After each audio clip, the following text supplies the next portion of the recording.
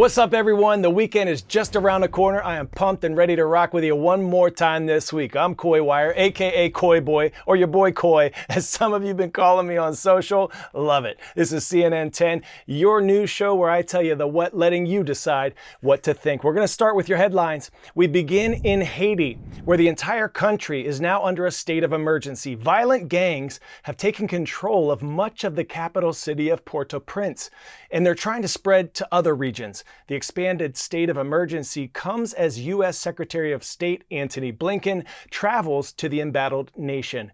He's there to lend support to the Haitian government as it tries to get the violence under control. The U.S. is the biggest funder of a UN-backed security mission trying to fight the gangs.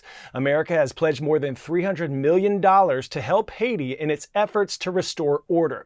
Next, we head to the California town with a different kind of state of emergency, land shifting. It's happening in the Pacific Ocean city of Rancho Palos Verdes. The land in the area is moving so severely that it's tearing homes apart and disrupting power lines. Officials say the land there has been shifting slowly for decades, but the problem has suddenly gotten worse and quickly. CNN's Stephanie Elam has more. This is the edge of a landslide here in Rancho Palos Verdes. Look at what is done to this house, which is collapsing down into the earth here. You can see that it's sinking down below where it should be. You can see by the railing to the stairs to the house. And also you can see what is done to the road beyond it. Even the house beyond that, you can see that it looks like it's shifting in the middle of the building. Now, the land here in Rancho Palos Verdes is coveted because of the Pacific Ocean views along the coast here. But also the land's been shifting here for a long time, but just never at this accelerated clip, local officials say.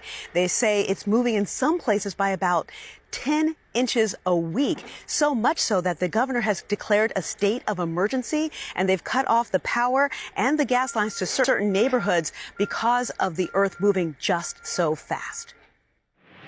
Next up, Pope Francis is the 87-year-old head of the Catholic Church, but he's delivering a message of dialogue between all religious faiths as he travels across Southeast Asia and the Pacific. The Pope is the leader of the Roman Catholic Church, which has more than 1 billion followers worldwide. He's also the head of state of Vatican City, which is actually its own country within the city of Rome in Italy. He became the Catholic Church's 266th Pope in 2013, and as Christopher Lamb reports, he's now embarking on the longest trip since his inauguration.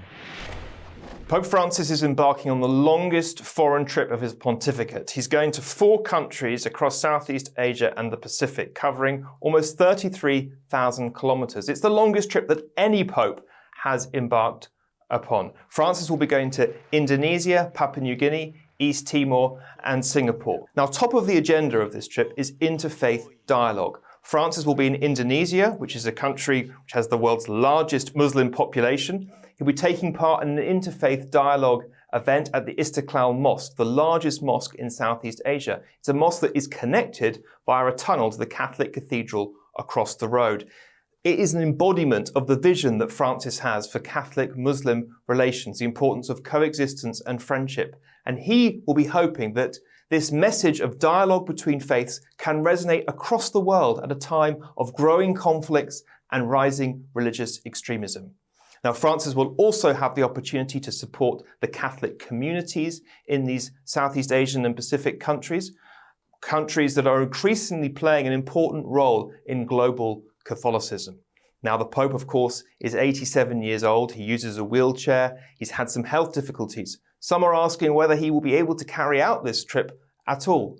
Nevertheless, Francis has shown he is determined to embark upon this trip, the longest of his pontificate, and he's showing people, those critics who perhaps are doubting whether he has still got the energy left to be Pope, that he still has plenty of gas left in the tank. Pop quiz hotshot. Which European capital city is home to a famous structure originally constructed for the 1889 World's Fair? London, Munich, Paris, or Rome? If you said Paris, say ooh la la wee wee. The Eiffel Tower is one of the most famous landmarks in the world, standing some 300 meters or 984 feet towards the Parisian sky. Up next, ooh la la, we head to France. The Paris Olympics may be over, but the symbol of those games may be sticking around. The mayor of Paris says she wants the Olympic rings that were installed on the Eiffel Tower to stay there. Originally, they were supposed to come down after the ongoing Paralympics has the closing ceremony this month. But the mayor says she wants the spirit of the celebration to remain and that the rings are a symbol of transformation of the city.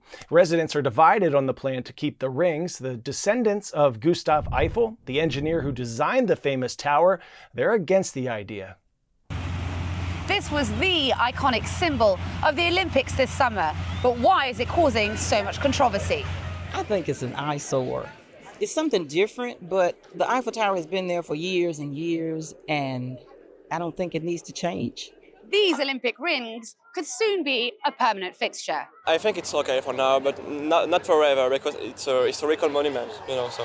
For me, the tower is amazing, it's so beautiful, but with the ring, look a little bit different. So I think it's not very aesthetic, The city of Paris owns the Eiffel Tower, and officials say the decision is up to them. This event was a massive success, probably all around the world, and it will changing Paris forever in a good way. Visually, when you will be in Paris, remember that this moment was a key in the history of Paris. So that's why we choose that symbol.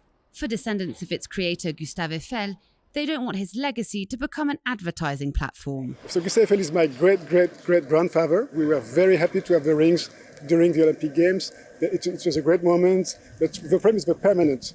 The Eiffel Tower was never meant to be a billboard for any other company or brand, no matter how prestigious it may be.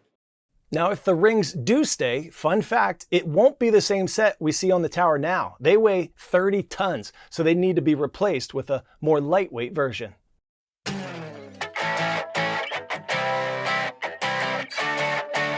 Today's story getting a 10 out of 10 is long overdue. A Virginia library says a book that was borrowed 50 years ago has finally been returned. Leaves of Grass by American poet Walt Whitman was due back on June 3rd of 1974. A woman told the library she found the book while cleaning out her sister's house and she had the novel idea to bring it back. Good thing for her. The library no longer charges overdue fines. If it did, the library estimates the amount owed could have been more than $1,700. A book just fell on my head last night. I only have my shelf to blame. Our shout out today is going to Sims Middle School in Union, South Carolina. Go Tigers. Cue that Friday music, Nadir. Have an awesome weekend, everyone. Rise up. Go introduce yourself to someone new today. Make someone smile. Shine bright from your small corner of this world. Remember, you are more powerful than you know. I'm Coy Wire. It's been a blessing to spend this week with you.